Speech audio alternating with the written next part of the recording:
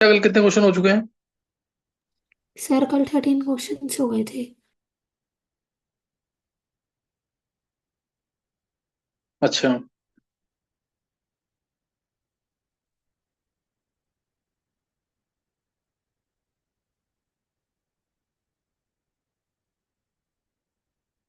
ये मेहुल, हाँ जी सर। तेरे चैप्टर हुए दोनों? नहीं सर, अभी तो नहीं हुए। अभी क्लास के बाद मेरे से बात करनी जरूर, और नहीं होंगे तो सुबह 8 बजे आना तेरे को मेरे पास। Okay sir. चलो देखेंगे यार, क्वेश्चन नंबर 14 से है ना? Yes sir. देखो इधर क्वेश्चन 14 बहुत ही इंपॉर्टेंट क्वेश्चन है। कोऑर्डिनेशन कंपाउंड्स की एनसीईआरटी चल रही थी ना, क्वेश्चन 14 है। अभी इसको जल्दी से खत्म करके 5-6 क्वेश्चन कराऊंगा मैं एडवांस लेवल के। सही ना? वो करना है इसको।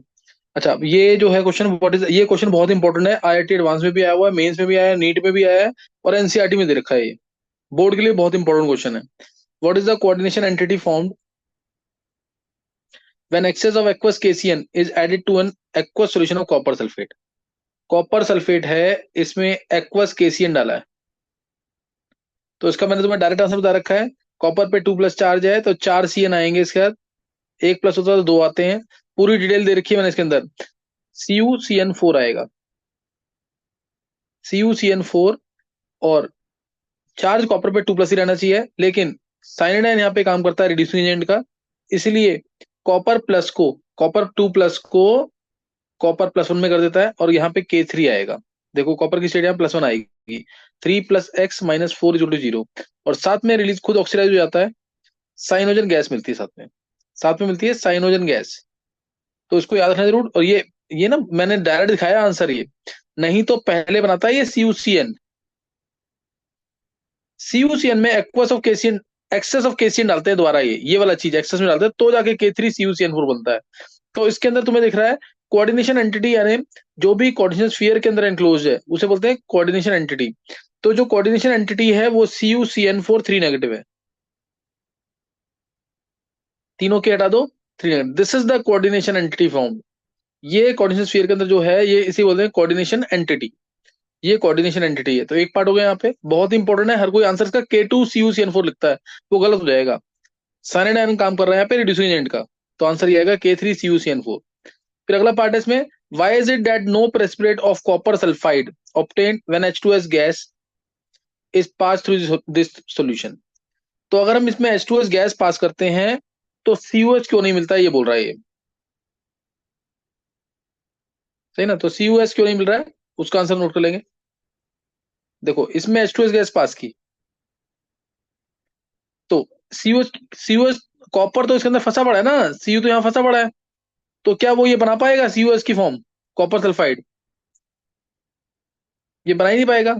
क्यों? क्योंकि कॉपर तो अंदर फंसा हुआ है। कॉपर सल्फेट होता, एक बार को उसमें H2S पास करोगे तो मिल जाएगा COS का ब्लैक पीपीटी। लेकिन इसमें तो कॉपर अंदर फंसा हुआ है, वो बाहर नहीं निकल सकता है। इसलिए COS का कोई प्रेसिपिटेट नहीं बनेगा जब H2S गैस पास करेंगे, since copper lies with in the coordination sphere. सही ना? Copper lies with in the coordination sphere, इसलिए ऐसा नहीं हो पाएगा। ये ढंग से करना क्वेश्चन, बहुत ही इंपॉर्टेंट क्वेश्चन है ये। सही ना? तो इस क्वेश्चन को कर लेना जरूर। और दूसरा, इस अच्छा आंसर ये भी दे रखा है, देखो कॉपर सल्फेट प्लस KCN डाला है ऐसे, तो बना K2CuCN4। K2, ये इसमें K2CuCN4 ये गलत है, इसका आंसर यहाँ पे ये गलत है। K3CuCN4 बनेगा ये। समझ गए कि नहीं? ये K3CuCN4 बनेगा। कॉपर यहाँ पे KCN जो है रिड्यूसिंग का काम करता है, इसलिए ये गलत दे रखा आंसर इसका। जो बताया उसको नोट करना जरूर ढंग से। और अच्छा इसने फिर विच डजंट, हाँ कॉपर 2+ नहीं मिलेगा ना, ये आयनाइज नहीं होगा कि कॉपर 2+ मिल जाए। तो इसलिए कॉपर सल्फाइड का कोई प्रेसिपिटेट नहीं बन पाएगा जब हम H2S गैस को पास करेंगे। तो आंसर समझा दिया, इक्वेशन की फॉर्म में लिखना ढंग से, और थोड़ा सा थ्योरी लिख के आनी है। Next question.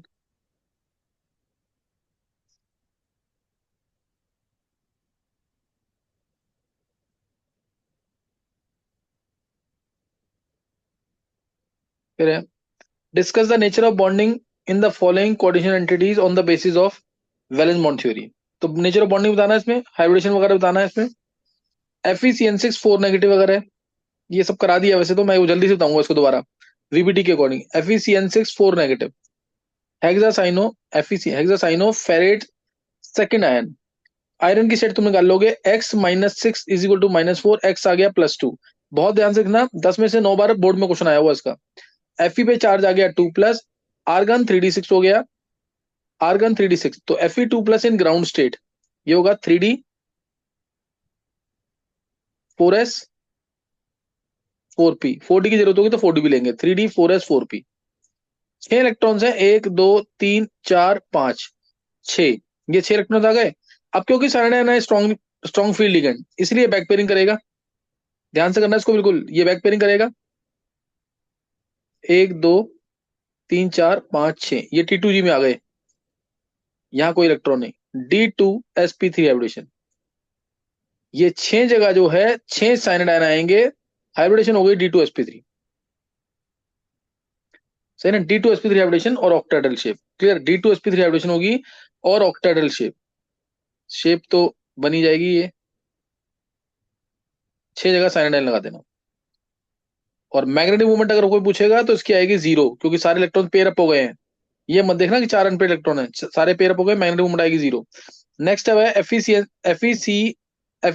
3 negative, FeF6 3 negative है।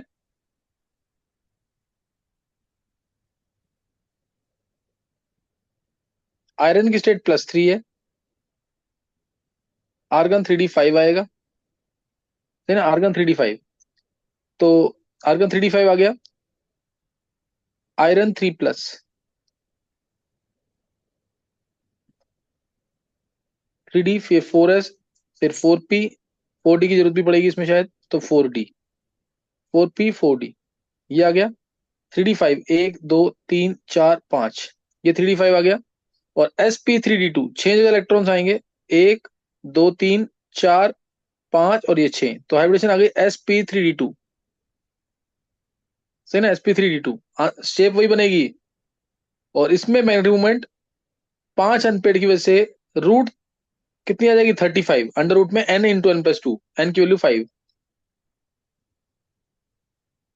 ये आ गया। FeF6 3 negative, FeF6 3 negative. सही ना, इस तरह से डिस्कस करना है, कोई बैक पेयरिंग नहीं होगी क्योंकि हेलोजन्स होते हैं वीक फील्ड लिगेंड।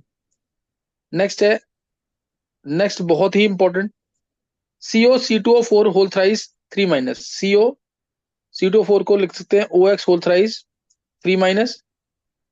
कोबाल्ट पे चार्ज 3+, आया आर्गन 3d6। 3d6 का मतलब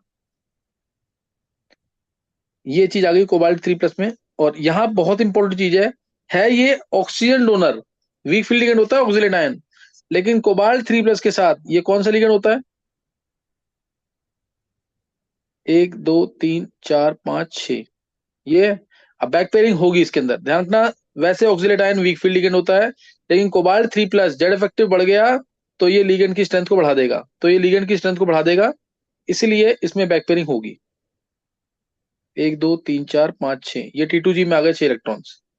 और D2sp3 हाइब्रिडेशन, वाटर भी आता है ना इस जगह, वाटर भी वीक फील्ड लिगेंड होता है, वो भी कोबाल्ट 3+ के साथ स्ट्रॉन्ग फील्ड लिगेंड का काम करता है, याद रखना जरूर। वाटर भी आ जाता है अगर इधर, तो वो भी WFL का काम करता।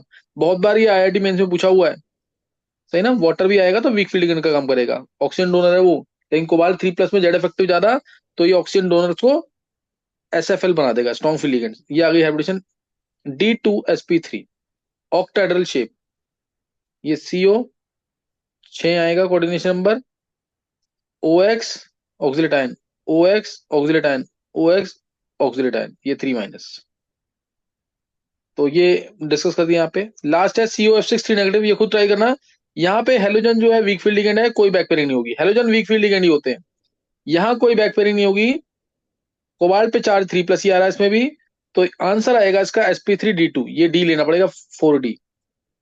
सही ना, मैं इसकी बात कर रहा हूँ फोर्थ वाले की, तो S यहाँ पे यहाँ पे यहाँ पे 4 ये और 2 जगह ये, 6 जगह F नेगेटिव आएगा, और आंसर आएगा sp3d2, और ऑक्टाहेड्रल शेप आएगी। सही ना, ये चारों डिस्कस कर दिया मैंने, ये समझ आ गए ना चारों, ये चारों समझ आ गए हैं। इन क्वेश्चन को रिपीट जरूर करना है सबको, रिपीट नहीं करोगे तो कोई फायदा नहीं होगा। रिपीट जरूर करना है इसको। ये समझ आ गया सबको? ये हर्षित तेरे को समझ आ गए?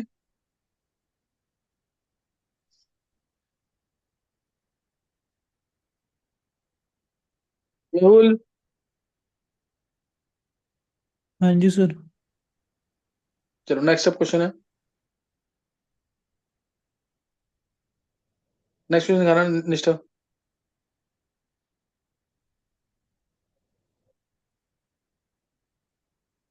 आंसर देखते रहा करो साथ साथ।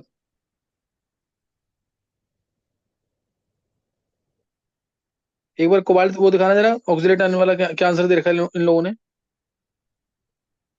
इसके ऊपर वाला जस्ट। इसमें बैक पेयरिंग की है क्या? निष्ठा को नीचे करो। इसने एसपी ये गलत दिखाया है क्या? हाँ इसे गलत दिखा रखा है ये। ये गलत है इसमें भी। इसने इसको WFLE माना हुआ है, ध्यान रखना चीज का। वीक फील्डिंग माना है ऑक्सीलेट आयन को। ये रहा। इसको कोबाल्ट 3+ का स्ट्रॉन्ग फील्डिंग मानना है, आंसर गलत दे रखा है ये वाला आंसर गलत है इसमें।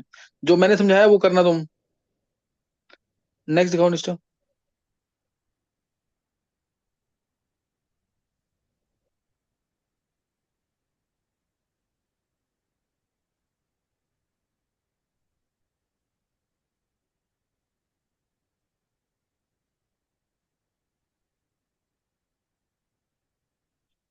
Discuss, sorry, draw figure to show splitting of d orbitals in an octahedral crystal field. तो तुम्हारा फ्री आयन के अंदर सबकी एनर्जी एक जैसे बढ़ेगी, इस तरीके से। फ्री आयन के अंदर सबकी एनर्जी एक साथ बढ़ जाएगी। उसके बाद जैसे ही लीगेंड ज्यादा क्लोज आएंगे, जो लीगेंड्स डी ऑर्बिटल्स के एक्सिस पर लाई करेंगे उनकी एनर्जी बढ़ जाएगी, ये ऊपर चले जाएंगे।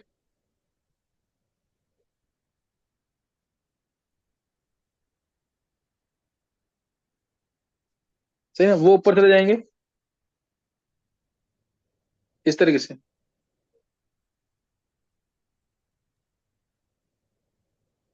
वो ऊपर चले जाएंगे दोनों, Eg लेवल।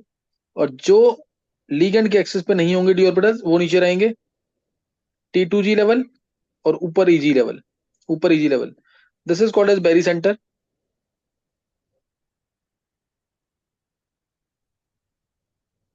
और difference of energy between T2G triply degenerate and doubly generate, this is called as crystal field splitting energy delta O. This is called as CFSE, crystal field splitting energy. इसको crystal field splitting energy बोलेंगे। और बस यही show करना तुम्हें इसके अंदर, T2G level और Eg लेवल। डेल्टा ओ की वैल्यू अगर ज्यादा होगी पेयरिंग एनर्जी से, यानी स्ट्रॉन्ग फील्ड लिगेंड है, बैक पेयरिंग होगी, पहले T2G पूरा भरा जाएगा फिर Eg में जाएंगे। Delta O less than pairing energy है, पी क्या है? Pairing energy, energy required for pairing of electrons in a single orbital is called as pairing energy. तो उस केस में पहले T2G में सिंगली फील्ड होगा, फिर Eg सिंगली फील्ड होगा, then pairing starts, then pairing will start. ये ध्यान रखना इसके अंदर। दोबारा बता दो मैं, अगर डेल्टा ओ ग्रेटर देन पी है तो इलेक्ट्रॉन 1 यहाँ पे आएगा, 2 यहाँ आएगा, 3 यहाँ आएगा, फोर्थ भी यहीं आएगा, फिफ्थ यहाँ आएगा, सिक्स्थ यहाँ आएगा, सेवंथ यहाँ पे, एट्थ यहाँ पे सिंगली फील्ड होंगे पहले, फिर नाइन्थ यहाँ पे, टेंथ यहाँ पे। क्या फीलिंग समझ आ गई? WFL अगर है, WFL है तो ऐसे फीलिंग करना है। और अगर, सॉरी, SFL है, अगर SFL है तो ऐसे फीलिंग करनी है, SFL में ऐसे फीलिंग करनी है। Delta O less then P है, यानी क्रिस्टल फील्ड स्प्लिटिंग एनर्जी कम है, तो फीलिंग करनी है पहले 1 2 3 4। पहले उस केस में कैसे आएगा? ये बनाया तुमने, पांचों डी ऑर्बिटल्स की एनर्जी एक साथ, Eg ऊपर, T2G नीचे। अब पहला इलेक्ट्रॉन नीचे, दूसरा नीचे, तीसरा नीचे, चौथा ऊपर आएगा, क्योंकि इस डेल्टा ओ की वैल्यू अब कम है, WFL है इसलिए। Delta O less than pairing energy है। फोर्थ इधर, फाइव इधर, फिर सिक्स नीचे, सेवंथ, एट्थ, फिर नाइन्थ और फिर टेंथ। फिलिंग ऐसे होगी। तो ये पूरी डिटेल दे दी है मैंने, इसको जरूर शो कर देना, इसी तरह से दिखाना आंसर। नेक्स्ट दिखाएंगे निशा। ये डायग्राम दिखा रखा पूरा, देख लो एक बार, निशा दिखा दो एक बार। ये भी चीज शो कर देना, मैंने एक चीज शो नहीं की थी।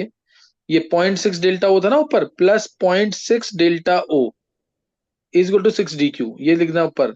और नीचे -0.4 delta O which is equal to -4 DQ। DQ क्या है? Deca quantum. ये दिखाना है इसको, सही है। ये यहाँ पे नॉर्मल डी ऑर्बिटल्स है। ये जब स्फेरिकली सिमेट्रिकल क्रिस्टल फील्ड बन रहा है लिगेंड्स की वजह से, तो पांचों डी ऑर्बिटल्स की एनर्जी एक साथ बढ़ गई। उसके बाद लिगेंड जब ज्यादा क्लोज आएंगे तो दो ऊपर गए ईजी लेवल, तीन नीचे गए, तीन दिखा रहे लाइंस, T2G लेवल। नेक्स्ट दिखा दो निस्टर।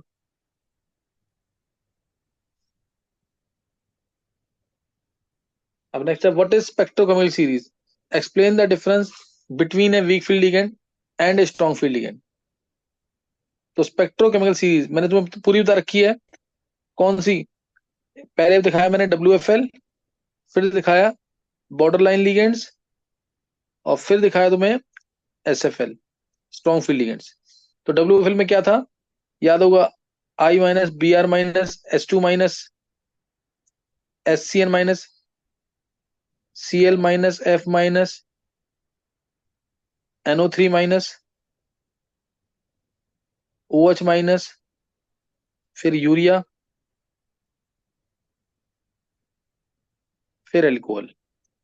तरीका वैसे याद करने का, आइब्रिस से कनाडा, कल फिर नाइट्रेट ने कहा, अलग करो, नाइट्रेट ने कहा ओ यूरिया एल्कोहल ला। आइब्रिस से कनाडा, कल फिर नाइट्रेट ने कहा ओ यूरिया एल्कोहल ला। Border line ligands, border line ligands याद है किसी को, कौन से थे? ऑक्सिलेटो OX2-, O2-, H2O, NCS-, EDTA4-, EDTA4-, NH3। ये है border line ligands. Oxalate ion से स्टार्ट किया है, ऑक्सिलेट आयन से स्टार्ट किया है, फिर है O2-, फिर H2O, फिर NCS-, EDTA4-, और फिर अमोनिया। सुन अलग करेंगे, सुन ऑक्सिलेटो, सुन ऑक्सिलेटो पानी एंड कैस्ट्रोल, कैस्ट्रोलाइज सबको पता होगा, पानी एंड कैस्ट्रोल से उड़ता की जगह इड़ता अमोनिया, से उड़ता अमोनिया। सुन ऑक्सिलेटो पानी एंड कैस्ट्रोल से उड़ता ammonia. Next SFL, NH3PY, ethylene diamine, DIPY, NO2-, CN-, CO। ये है SFL। NH3 यहाँ पे भी है, यहाँ पे भी है, दोनों जगह काउंट होता है डिपेंडिंग अपॉन सेंट्रल एटम के ऊपर चार्ज कितना है। जितना ज्यादा चार्ज होगा तो चार्ज ज्यादा तो SFL बन जाएगा। तो उसको जब अलग कर लेना, जब जब NH3PY इन DP, DP है डाइपायरिडिन, डाइपायरिडिन। नाइट्रो सुने क्यों, नाइट्रो सुने क्यों, जब NH3PY इन DP नाइट्रो सुने क्यों। तो ये पूरी स्पेक्ट्रोकेमिकल सीरीज मैंने तुम्हें बता दी है, जो इन्होंने दे रखी है यहाँ पे एक साथ, यही दे रखी है पूरी, सही ना। तो इसका वही है कि the series in which different ligands are arranged in order of their increasing CFSE values, in order of their increasing CFSE values, crystal field, splitting energy, stabilisation energy, ये लिखा हुआ है यहाँ पे। Series in which different ligands are arranged in order of their increasing CFSE values, सही ना। तो पहले हेलोजेंस होते हैं वीक फील्ड लिगेंड, फिर sulphur donor weak field ligand आते हैं, फिर ऑक्सीजन डोनर्स आते हैं वीक फील्ड लिगेंड में, कुछ स्ट्रॉन्ग भी होते हैं वो। और उसके बाद साइनाइड आयन सबसे स्ट्रॉन्ग फील्ड लिगेंड होता है। साइनाइड आयन जो है कार्बन डोनर सबसे स्ट्रॉन्ग फील्ड लिगेंड में काउंट हो गए, CN- CO। कार्बन डोनर्स और nitrogen donor strong field ligand में काउंट होते हैं। Sulphur donor, halogen donor, oxygen donor, ये सब वीक फील्ड लिगेंड में आते हैं। नेक्स्ट है, नीचे दिखाओ, नीचे करो।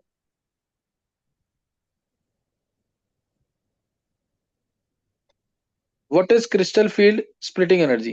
What is crystal field splitting energy? How does the magnitude of delta, ये मैंने तुम्हें बता ही दिया, डेल्टा वो कैसे डिसाइड करेगा, configuration of d orbitals in a coordination entity. तो क्रिस्टल फील्ड स्प्लिटिंग एनर्जी ये क्या है, देखो जैसे ही लिगेंड सेंट्रल एटम को अप्रोच करेगा, as soon as ligands approach central metal ion, then their d orbitals do not remain degenerate and split up into two, EG level and T2G level, T2G level and EG level में split up हो जाएगा। अब इन दोनों के बीच में energy का difference, difference of energy between the lower energy level T2G and the upper energy level EG, this is called as crystal field splitting energy।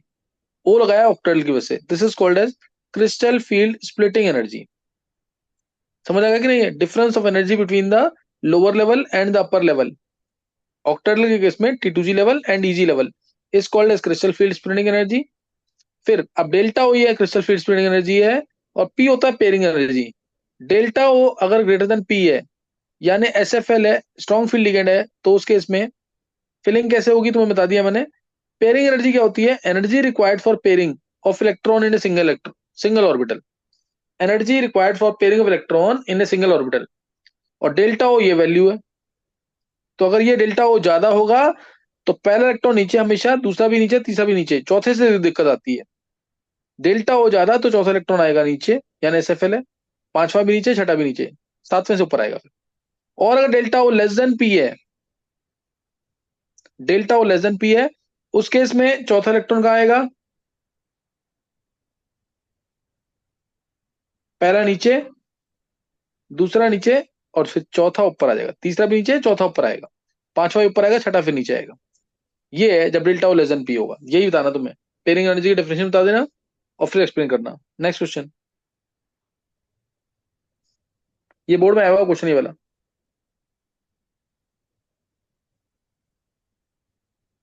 देखो, CrNH3 whole 6 3+ इस पैरामैग्नेटिक।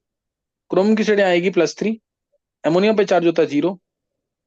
आर्गन 3d3 आ गया, +3 है ना। आर्गन 4s1 3d5 होता है chromium, ये argon 3d3 है। 3d3 है तो अंडर रूट में 3 अनपेड इलेक्ट्रॉन होंगे इसके अंदर।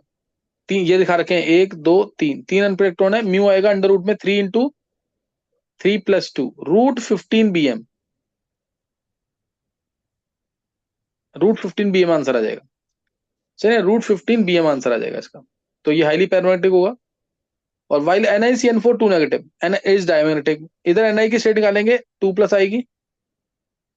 Ni की स्टेट आएगी 2+, तो ये हो गया आर्गन 3d8। 4s2 निकल जाएगा तो आर्गन 3d8 आएगा। और इसमें स्ट्रॉन्ग फील्ड लिगेंड है तो बैक पेयरिंग होगी। वैसे ये 3d8 ऐसे है, 1 2 3 4 5 6 7 8, लेकिन क्योंकि स्ट्रॉन्ग फील्ड लिगेंड है इसलिए बैक पेयरिंग डायरेक्ट कर देना। 1 2 3 4 5 6 7 8, तो कोई अनपेड इलेक्ट्रॉन नहीं बचेगा इसमें। म्यू आएगा अंडर रूट में n × n+2, n की वैल्यू लेंगे 0, n × n+2 होता है, तो 0 bm आंसर आ जाएगा। क्या क्लियर है?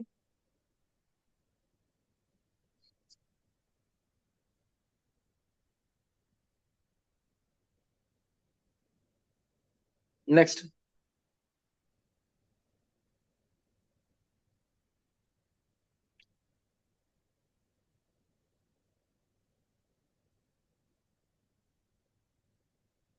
a solution of NiH2O whole 6 2+ is green, but a solution of NiCN4 2 negative is colorless. NiH2O whole 6 2+ है, वीक फील्ड लिगेंड है, आर्गन 3d8 आएगा। कोई बैक पेयरिंग नहीं होगी, कोई बैक पेयरिंग नहीं होगी इसके अंदर। 3d8 ऐसे रहेगा, 1 2 3 4 5 6 7 8। इसमें तो बैक पेयरिंग वैसे भी नहीं होती। कोऑर्डिनेशन नंबर अगर 6 है और Ni D8 कंफिग्रेशन है, उसमें बैक पेयरिंग कभी नहीं होगी। तो इसमें जब बैक पेयरिंग नहीं होगी तो अनपेड इलेक्ट्रॉन है, अनपेड इलेक्ट्रॉन है, so there is possibility of d transition. D transition की वजह से कलर आ रहा है इसमें। अनपेड इलेक्ट्रॉन है तो डी ट्रांजिशन की वजह से कलर आ जाएगा। अनपेड इलेक्ट्रॉन्स हैं, so d transition is possible, hence colour is green. लेकिन NiCN4 2 नेगेटिव की बात करें तो Ni में 2+ आएगा। स्ट्रॉन्ग फील्ड लिगेंड है, ये भी आर्गन 3d8 है, लेकिन इसमें बैक पेयरिंग हो जाएगी। ये इलेक्ट्रॉन पीछे जाके बैक पेयर कर देगा। 4 कोऑर्डिनेशन नंबर है इसमें, तो इसमें बैक पेयरिंग हो जाएगी। और बैक पेयरिंग होगी तो कोई अनपेयर्ड इलेक्ट्रॉन नहीं बचेगा। 1 2 3 4 5 6 7 8, तो no d transition, hence it is colourless. No d transition, hence it is colourless. ये रहा ना, possibility of d transition is present है ना, और दूसरे में no d transition NiCN4 2 negative में। ये रहा, therefore D transition is not possible, unpaired electron नहीं है इसलिए। Next question. सर हाँ बोलो। सर वाटर का भी स्ट्रॉन्ग फील्ड लिगेंड की तरह काम करता है? हाँ बताया ना, कोबाल्ट 3+ के साथ। अच्छा, ओके सर। जेड इफेक्टिव ज्यादा तो ऑक्सीजन डोनर जो कि वीक फील्ड लिगेंड होते हैं उनको भी स्ट्रॉन्ग फील्ड लिगेंड बना देगा। फिर FeCN6 4 negative and FeH2O whole 6 2+ are of different colours in dilute solutions. इसका भी आंसर वही है। इधर आयरन पे 2+ आएगा, आयरन पे 2+ आएगा, आर्गन 3d6 है ये। बैक पेयरिंग हो जाएगी, non paid electron. Back pairing हो जाएगी तो कोई अनपेड इलेक्ट्रॉन नहीं है, क्योंकि इसमें SFL है, स्ट्रॉन्ग फील्ड लिगेंड है। FeH2O होल 6 में आयरन 2+ है, ये भी आर्गन 3d6 है, लेकिन इसमें कोई बैक पेयरिंग नहीं होगी। तो इसमें अनपेड इलेक्ट्रॉन्स हैं 4, तो इसलिए कलर डिफरेंट होंगे। इसके अंदर कोई अनपेड इलेक्ट्रॉन नहीं है because cyanide is a strong field ligand. सही ना, स्ट्रॉन्ग फील्ड लिगेंड है तो कोई अनपेड इलेक्ट्रॉन नहीं है। और इसके अंदर अनपेड इलेक्ट्रॉन होंगे 4, तो डी ट्रांजिशन हो जाएगा। अभी ऊपर जो बताया क्वेश्चन वैसे ही करना है, समझ आया कि नहीं है?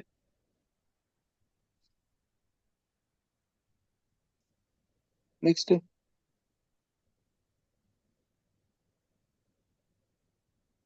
नीचे कर दो। नेक्स्ट,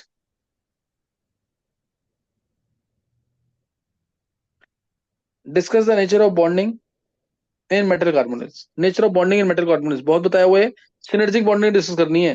जैसे एग्जांपल FeCO5 है, FeCO5 हो गया, NiCO4 हो गया, सही ना। ऐसे लिगेंड्स लाइक COCN-, ध्यान सुनेंगे, पहले बता चुका हूं थ्योरी के अंदर पूरा। Ligands like COCN-, which not only have lone pair of electrons to give it to central atom, which not only have lone pair of electrons to give it to central atom, but also they have anti bonding pi star molecular orbitals। कौन से? CO। इनके पास anti bonding pi star molecular orbitals होते हैं, where they can accept electrons from filled d orbitals of halogens, from filled d orbitals of central atom. ये पूरा लिखना तुम्हें। इसकी वजह से मेटल लिगेंड बॉन्ड स्ट्रांग हो जाता है सिनर्जिक बॉन्डिंग की वजह से, इसे कहते हैं सिनर्जिक बॉन्डिंग। लिगेंड जो है मेटल को इलेक्ट्रॉन देना, ये तो उसका काम होता ही है, लेकिन लिगेंड के पास खाली जगह है, तो इसलिए मेटल के फील्ड ऑर्बिटल से ये इलेक्ट्रॉन ले भी रहा है, तो मेटल लिगेंड की बॉन्ड स्ट्रेंथ बढ़ जाती है इसमें। इसी को कहते हैं सिनर्जिक बॉन्डिंग। सही ना। यहाँ पे बॉन्ड ऑर्डर बढ़ जाएगा इससे, और यहाँ जो बॉन्ड ऑर्डर है वो थोड़ा कम हो जाएगा। यहाँ बॉन्ड ऑर्डर 3 था ना, 3 से थोड़ा कम हो जाएगा। तो ये चीज दिखानी है, इसको शो कर रखा है इस तरीके से। जैसे ये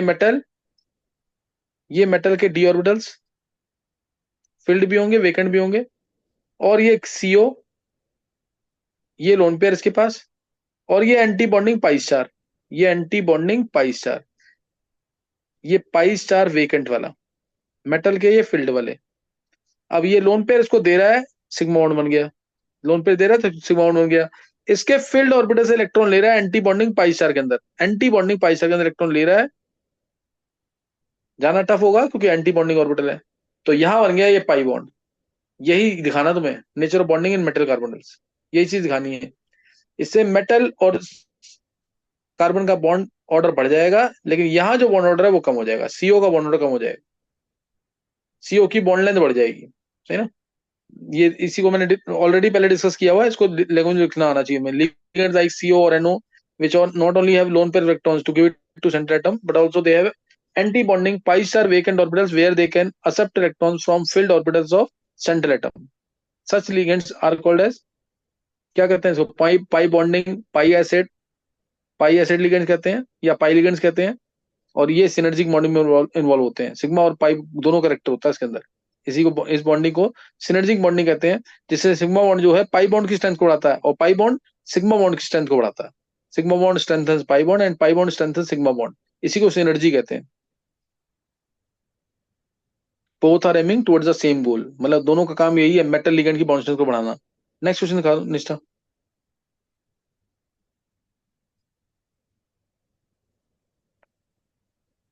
यही दिखा रखा है पूरा जो मैंने बताया तुम्हें, बॉन्डिंग पूरी दिखा रखी है।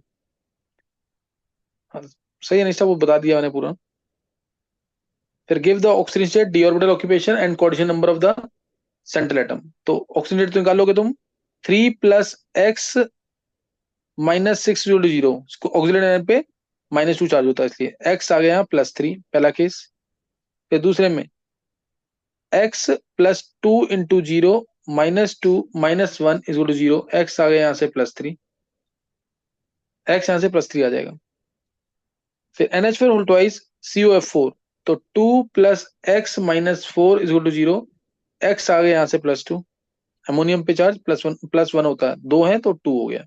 MnH2O6 SO4, x + 6 × 0 - 2 = 0। x आ गया +2, तो Mn पे +2 आ गया। Mn पे चार्ज आ जाएगा +2। स्टेट निकाल दी मैंने। अब डी ऑर्बिटल ऑक्यूपेशन बोल रहा है तो CFT बनाना पड़ेगा।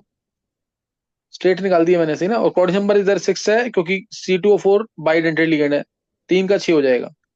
EN भी बाइडेंटेड लिगेंड है, 2 का 4 हो जाएगा, और Cl2, तो इधर भी कोऑर्डिनेशन नंबर 6 है, इधर भी कोऑर्डिनेशन नंबर 6 है।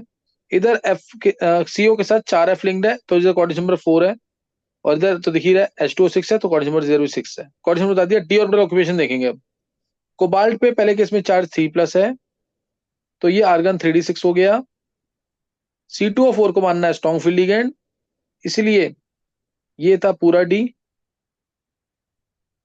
3 नीचे T2G में, 2 ऊपर EG में, 6 के 6 इलेक्ट्रॉन नीचे आएंगे क्योंकि स्ट्रॉन्ग फील्ड लिगेंड है C2O4, 2 नेगेटिव, कोबाल्ट 3+ की वजह से, जेड इफेक्टिव ज्यादा, तो इसलिए इसका डी ऑर्बिटल ऑक्यूपेशन होगा पहले क्वेश्चन का T2G6, 6 इलेक्ट्रॉन इधर, और EG0, ये आंसर आएगा डी ऑर्बिटल ऑक्यूपेशन में, T2G6 EG0, T2G6 EG0, 6 electron T2G में और EG में 0। नेक्स्ट वाले केस में क्रोमियम पे चार्ज आ रहा है +3, तो ये हो गया आर्गन 3d3, 3 के 3 इलेक्ट्रॉन नीचे आएंगे T2G लेवल में, ये T2G लेवल, ये EG लेवल, 1 2 3, तो इसका आंसर डी ऑर्बिटल ऑक्यूपेशन आ गया T2G3 EG0। Next case NH4 उल्टा COF4, तो CO पे चार्ज +2 है, तो ये आ गया आर्गन 3d7, F है week field ligand, F week field ligand है, तो पहला दूसरा तीसरा भर ही रखा है, चौथा इलेक्ट्रॉन आएगा ऊपर, पांचवा ऊपर, छठा और सातवां नीचे, तो इसमें आ जाएगा answer T2G5 EG2, T2G5 EG2, ये होगा डी ऑर्बिटल ऑक्यूपेशन। फिर MnH2 2+, Mn पे चार्ज 2+, आर्गन 3d5 है, वीक फील्ड लिगेंड है, बैक पेयरिंग इसमें नहीं होगी, T2G और ये EG, T2G में 3, चौथा और पांचवा ऊपर EG में, T2G3 EG2, T2G3 EG2, ये आ गया, खत्म हो गया। 24th question.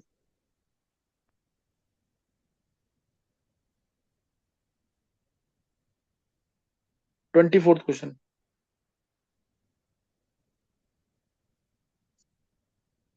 Write down the IUPAC name of each of the following complexes and indicate oxygen state, electronic configuration and coordination number. Also give stereochemistry and magnetic moment of the complex. तो ये question IUPAC name तो discuss में कर चुका हूं, एक बार दोबारा सुन लेंगे। फिर भी पहले में स्टेट क्या आएगी, 1 पोटेशियम पे 1+X +2 इंटू 0 प्लस C2O4 पे -2 होता है, +2 इंटू -2 और +3 इंटू 0, तो स्टेट आ गई यहाँ पे। मैं डायरेक्ट रहा हूँ, X आ जाएगा यहाँ पे, 2 इंटू है X -4 और -3 आ जाएगी, +3। दूसरे में स्टेट ऐसे निकाल लेना, कोबाल्ट पे +3 आएगा। तीसरे में स्टेट निकालोगे, क्रोमियम पे +3 आएगा। चौथे में स्टेट निकालोगे तो FeCS पे +1 होता है, Fe पे +3 आएगा, CS पे +1 होता है, इसलिए सीजियम अल्कली मेटल है। K4MnCN6, तो Mn पे चार्ज +2 आएगा, Mn पे चार्ज आएगा +2, तो इसका IUPAC